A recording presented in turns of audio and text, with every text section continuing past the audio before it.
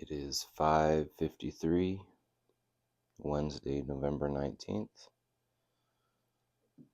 5:53 a.m. I had a plan for what I was going to talk about today already from last night. I had been really getting into a good groove, working out. I did a couple miles earlier yesterday, and then I did another 3 miles last night. And then I was going to get up early today and do my normal lift and run. But when I woke up at 3:30, I was so tired. I could not. I just decided to go back to bed. Um, but that's the nice thing about when you get up so early. It's like if your body's telling you need to sleep, that sleep is pretty damn important. And I'm planning on working today, so I was like, all right, I'm just gonna take this rest. Um, and I feel okay about it because I've been really sticking to my diet.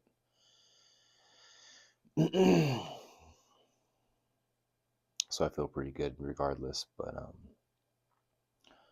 something I was thinking about yesterday was it's really important to do difficult things when you're young. When you're young, you need to really, really push yourself. You know, sign up for stuff that's way harder than you can imagine. Things that you're not even sure you'll be able to accomplish. Um, it's really, really important to lay that foundation when you're young so that when you're older, you know that you're capable of amazing things. For me, I tend to like especially when I was smoking weed, there was times where I would like just overeat a lot. And even when I quit smoking, I would still overeat sometimes because I had so much confidence in my ability to get in shape. Like I knew that it was, in a lot of ways, pretty easy to do. Um, well, let me put it this way: simple, but not necessarily easy. It takes discipline, but I know that I'm capable of insane high levels of discipline and work ethic. And one of the foundations for me that helped me build that confidence in myself was going to this wrestling camp called Rob. When I was 17, yeah, when I was 17, I was finishing up my junior year of high school. I had joined the wrestling team for the first year. Um, that was my first year joining the wrestling team. I made captain. I was feeling pretty good about myself. Um, and that was the first year I didn't play basketball. But uh, earlier in that year, my drawing and painting teacher, Mr. Boyson, Ivan Boyson, he came up to me and was like, "Hey, you should wrestle this year. We don't have a 215er." And I was like, I didn't really like basketball that much at that point. My body type had been changing a lot. I started to play football my sophomore year, and so junior year, I was like, you know what? They need me. That's fine. I'll give it a try.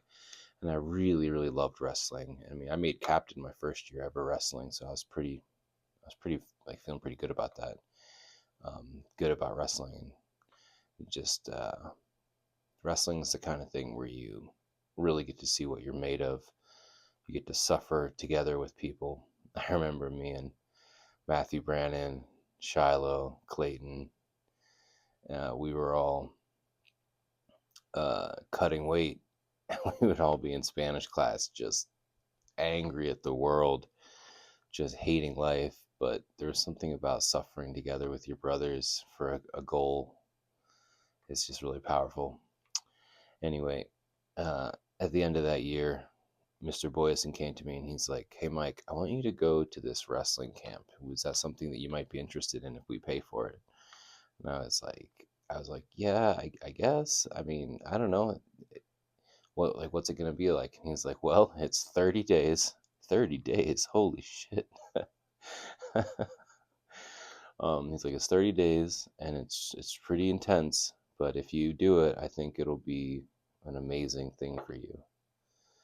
And I really got to give him a lot of credit because I haven't, like, when I think about it, I didn't never really had a father to help like step in and guide me, but I've had a lot of people just give me little bits of advice, little pieces, and I didn't always listen, because if I don't trust you, if I don't respect you, I don't really listen to you.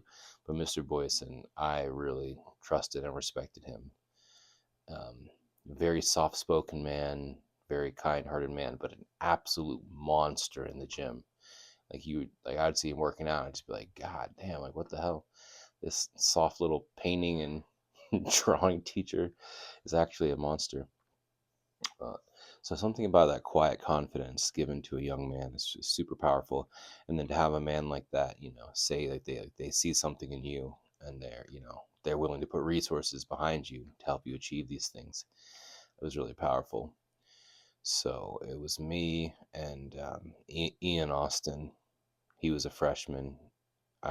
He was a rising sophomore, and I was a rising junior. And so the wrestling camp, J Rob intensive wrestling camp, it was 28 days, and um, it was in Minnesota at the Golden Gophers wrestling facility. And if you know anything about Minnesota and the Golden Gophers, they are D1, grade A, one of the most decorated wrestling collegiate organizations in the country. Um, just studs left and right, you know. And But in order for you to go to this camp, they highly recommend that you train before you go because it's insanity.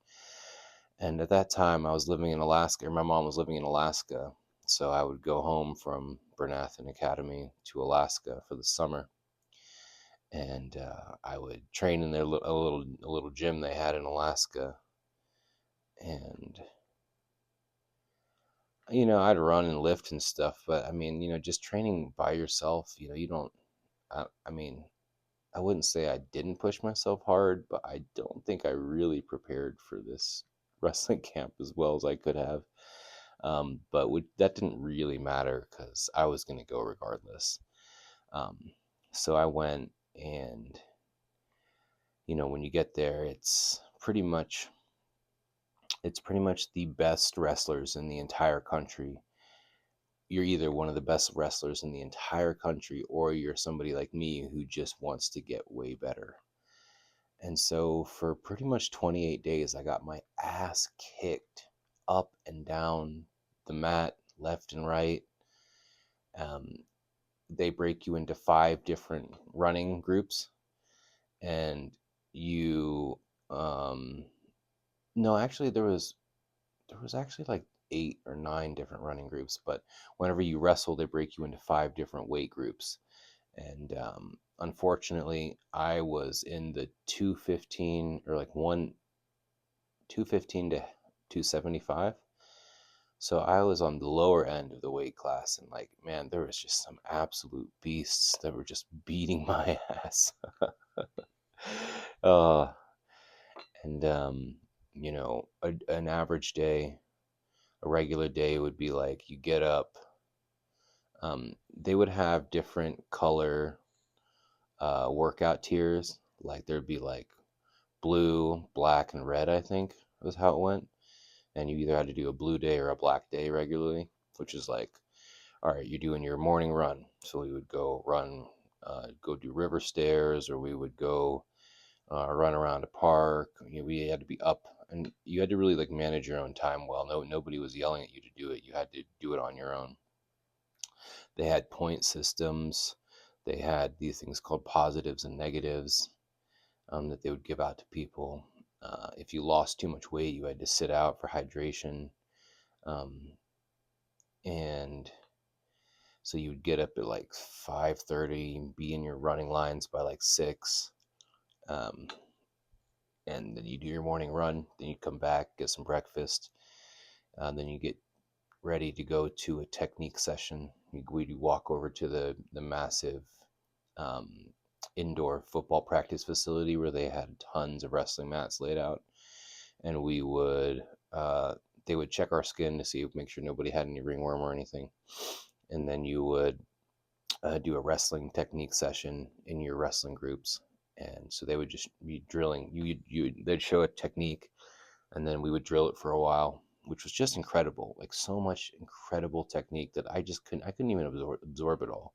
There was so much, and it was so intricate. Um, really made me wish I had wrestled for a long time so I could have been an absolute monster. But regardless, it was insanely fun. And then after that, you would have a actual wrestling session where you would do, one-on-ones with people. And wrestling, it's all the strength that you have in your entire body against all the strength in somebody else's body for 6 minutes. I mean, that's how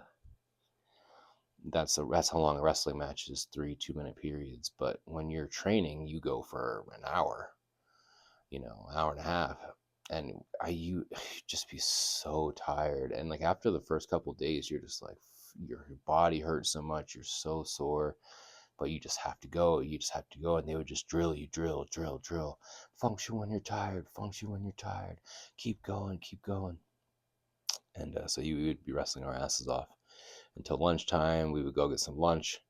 Then it would be time for we would get a little downtime. They'd let us rest for a little bit in the early afternoon. I mostly just slept during those times, get a little bit of recovery. We didn't have AC in our dorm, me and Ian, so it was pretty hot in that mug. So I would take my bed sheet, tuck it around a fan, and just hide under that thing and listen to Atmosphere Seven Travels. I thought it was so cool to listen to Atmosphere in Minneapolis, Minnesota. That's where they're from. Listen to them while I had a CD player back then. And come to find out later that their headquarters was like just a couple miles down the road from where I was. So it's pretty cool. Walking around listening to that music. And then after that, we would come back and do like a hard physical training. We would either be lifting, or we would be running, or doing like possum carries, or we would have to carry people on our backs and run around the track, or we would have to run stairs again. Just really hard workouts, just pushing you, push. Sometimes people would throw up, sometimes people would gas, um, and then we would come back, and then there would be some type of event. There was either an event and then dinner, or dinner and an event. I can't remember exactly how it went. But we would have like guided meditation, or like there'd be like story time. We'd have like special speakers present to us. And then we'd get back, and it would be pretty much time to go to bed, start all over again. And we did this for, 28 days straight. Just insanity. Um, But what that kind of thing does for you is it shows you, man, especially when you're young, you're like, I am capable of so much. Like, there's so much in me that I can do. And nothing in my life has ever been as hard as that. Nothing has ever come anywhere close to that level of difficulty. So it really lays a foundation for you to see, like, oh, I'm capable of insane work ethic, and that carries you. And that's what's been really nice for me now as I get back into shape and been working. It's like, oh, I know how to do this. And I know how to do this at an insane level. So the little mediocre, not mediocre, but the much, lower level tier of dedication to working out, when I have so many other obligations, I'm able to really lock in, like, eat well, train, meditate, and start hitting two a days. It's nothing really. I know that I'm capable of so much more. So it's really nice to kind of have that to fall back on, and I really recommend that people find something like that they do early in life to help lay that foundation. Um, and then, we would be doing that, and it was just a really cool experience. Um, we would go down to the wrestling room, and we would see all the pictures of all like people like Brock Lesnar and other really famous wrestlers to come out of Minnesota. We get the gear. I remember one day, it was towards the end of the 28 days. I had been drilling pretty hard, doing really good, and I started to slow down a little bit one day, and the guy was like, uh, "Mike, don't slow down. I was gonna give you a positive for the day," and I had never gotten a positive because like I was all right, but I was still kind of fat, and you know, I wasn't like dominant, so I was just getting my ass beat the entire fucking 28 days, just getting tore up.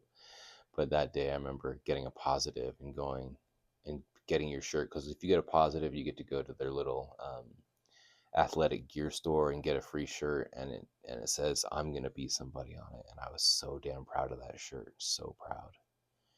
I have no idea where it is now, unfortunately, but that was really cool. It was a good feeling. And every 7 days we would have red flag days, and every red flag day we would do the red tier of the workouts, so it was the hardest level of everything. And man, those days were fucking brutal. We would be doing so much of this stuff in the summer sun in this massive field house that I think it was only slightly air conditioned, because it was definitely not fully air conditioned. So it was pretty hot, and you would just be just going so hard. So every 7 days you would do a red flag day, and people were dropping left and right. Like a lot of people quit and would go home and stuff. I think like 20% of the people quit and went home. And it was like, it sucked to watch people quit, because some people would get hurt, or some people would just like mentally quit, want to go home. And something about, even if you are getting your ass beat, even if you're not doing, being an elite level athlete, but if you don't quit, if you teach yourself to not quit and stick with it, no matter what, there's something in that's really important for people. Learning how to stick with things or finish, like being able to complete something, even if it's not a perfect, outcome or product or whatever, like being able to complete things. It's really important for people, especially young people, to learn how to do. And so I would just be so proud of myself for sticking with it. I was basically a first year wrestler. Like I was not like these people who had wrestled their whole lives, and I was in such awe of my peers, just like, wow, these people are insane. Um, Seeing their technique, seeing their skill, seeing their levels of fitness. I lost a ton of weight. Best shape I'd ever been in my entire life, for sure. Um, the very last day was a red flag day. And so the next day was when you fly home. But a lot of people would have earlier flights. So if you had an earlier flight on that Saturday, I believe it was a Friday, was our last red flag day, and Saturday is when we leave. And if you had an earlier flight on Saturday, then you had to do your final workout on Friday, and the final workout was running a half marathon. So my last day there, I did a red flag day, all the hardest shit, like a um, the early morning run was pretty chill, but everything else was super insane. Carrying people on my back, running around the track that day. Um, we pushed ourselves super hard, and then they let us know that, oh, and by the way, now you have to run a half marathon to be finished. It's like, oh my god, okay. And so I was in one of the group of the people that had to run the half marathon that day because I had an earlier flight, and I was one of the few big guys that was running it in the big running group. So I was one of the slowest and one of the last people, and I would was running. What you had to do is they had this path. Uh, there was like a paved path along the Mississippi River, and it would go. You go 7 miles out, 6.5 miles out, and then you'd come back. And there was like a couple of spots for like trainers to check in with you, and you would get water and stuff.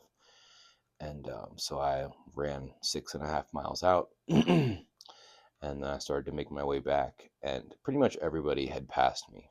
I was just running by myself completely, and got to the last trainer's table, turned around. I was like, all right, keep coming back. I think there was one other big fella, and he eventually quit, and he got a ride back with the trainers. And I was running back. I was about 3 miles back, and then I saw the trainers. They had gotten in their car and they were heading back for the day, and I was pretty much the last person out there. And they were driving back, and they had that one big guy in the back of the truck with them, and they're like, "Hey, come on, you can be done. Come with us." And I gave them the middle finger. I was like, "Fuck you, I'm gonna finish." And that was pretty funny. Anyway, so they just left, and I just was just running. And actually, after they left, I stopped. As soon as they were gone, I just stopped, and I went and sat down on a bench for a second, and I was just looking at the river, and I was just kind of enjoying the moment. I was just kind of like, you know, I am doing it. I've done this. I've literally done this thing. I've run 9 miles, 9.5 miles already. I was like, I'll make my way back eventually. So I just sat there. I didn't sit there too long because I knew if I sat there too long, it would be like my body would start quitting on me. So I just sat there for like maybe 2 minutes, looked at the water, saw everybody because it was like a nice, summer day. People were like kayaking, people like families were out walking. It was very nice. And I was just like, taking it all in. So then I got back up and I jogged my ass back to the dorms. And when I finally made it back, there was one wrestling coach there, and he was like, "Dude," he gave me a huge high five, and he's like, "Dude, way to finish." He was like super proud of me. That felt really good. That felt really good to have somebody see me. And then I went to the cafeteria, or I forget where there was food. I think it was the cafeteria. I just got a bunch of food, and I went up to my room. I remember just sitting on my bed, and I put my food down on the bed, and I crawled into fetal position around it. And I was just like holding my food. I was too tired to even eat it. My body hurt so much. And I was just like huddled around my food. I remember that so well. Uh, and the next morning I got into a plane and I went to visit my then girlfriend in Toronto. That was so fun. That was such an amazing experience. And it really laid the foundation for me that year. Because then I still had football camp at the end of summer. And when I went to football camp, I had to have been the most annoying person in the world because everybody else, except for Ian, he was the only one who went to Rob and the football camp. But everybody else pretty much was just chilling all summer. So when I got to football camp, I had to be the most annoying person in the world because I was out there super early every morning, like, let's go, you scrubs. I was one of the captains, and so I was just like probably an insufferable human being because I had just done what I did. And now that was their difficult training, but to me it was a huge joke. It was so easy. And unfortunately, my senior year, I had my one of my best wrestling years. I think I was 24-6, something like that. And I lost to the same person 3 times.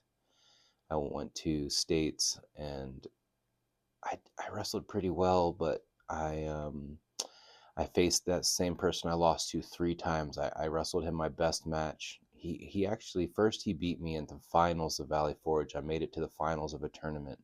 I was so proud of myself. I was like, yeah, I'm in the finals. And then I meet this guy who I never saw before, and he pretty much pinned me right away because I tried to do a lateral drop and I fucked it up.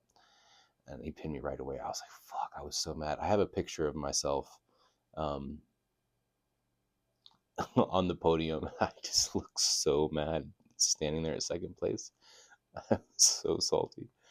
And then when we wrestled, uh, I think we wrestled them in a head-to-head match. And I wrestled okay, but I think he beat me again.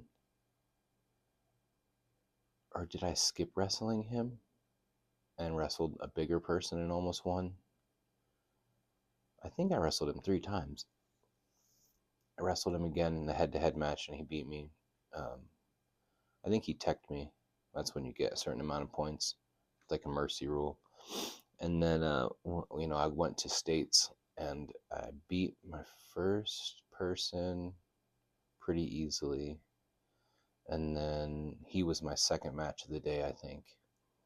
And I wrestled him, and I was winning the whole match. And then at the last couple minutes, he managed to outscore me, and he beat me. And I was pissed, but I was still like pretty proud of myself. I wrestled pretty well. And then when you lose once in a tournament, you usually get to keep wrestling. You get to wrestle back and see if you can place to like up to like third place, I think it is. Unfortunately, my next match wasn't like we were wrestling in the morning. My next match wasn't until like 8 o'clock at night. So I was just like sitting around for like 10 hours. It really sucked actually.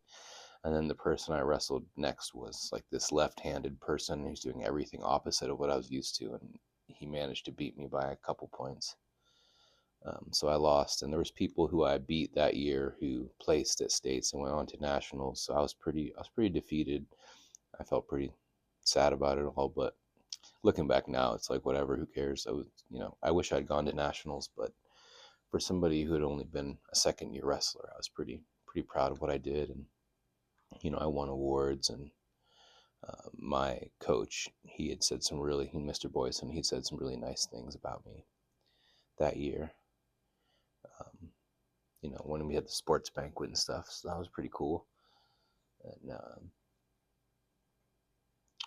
but that training made my senior year insane. I was an absolute beast on the football field. I won all-star placement, first team, both ways, or honorable mention as a guard, but first team, inside linebacker. And I think I also got, and then I was first team all league wrestling, and then I think I made honorable mention as a lacrosse goalie. I ended up winning the Stanley F. Ebert Award, which is really cool. Got my name engraved onto a little plaque at the Osplund Fieldhouse. Really proud of that year. Did really well in school. But what that summer did for me is it showed that what I was capable of when I really pushed myself. And that level of confidence, it stays with you your entire life. It stayed with me forever. I still have it. I still have it in my pocket. I know that at any time I can pull that grind out. And the last week, this last week right now, I've been starting to pull it back out and dialing in and being disciplined. And it's an insane level of confidence, even though this was 20 years ago. 20 years ago, almost exactly, that I did this. I still feel that level of confidence. I still know that I'm capable of so much more. So when I'm struggling, when I'm tired, when I just feel my mentality breaking, I'm like, oh shit, dude, nah. I know that there's so much more in me. I know I'm capable of insane levels. And so it's just cool. It's cool to have that in my pocket. It's It's been carrying me through, and I think it's going to continue to help me ramp up. I'm getting really dialed in right now, and I'm excited to see what the future holds.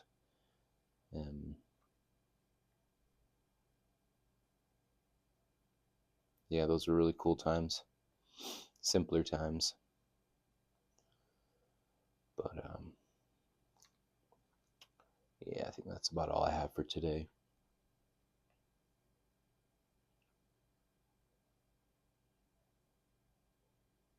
As always, I love you all. Keep on fighting. Peace.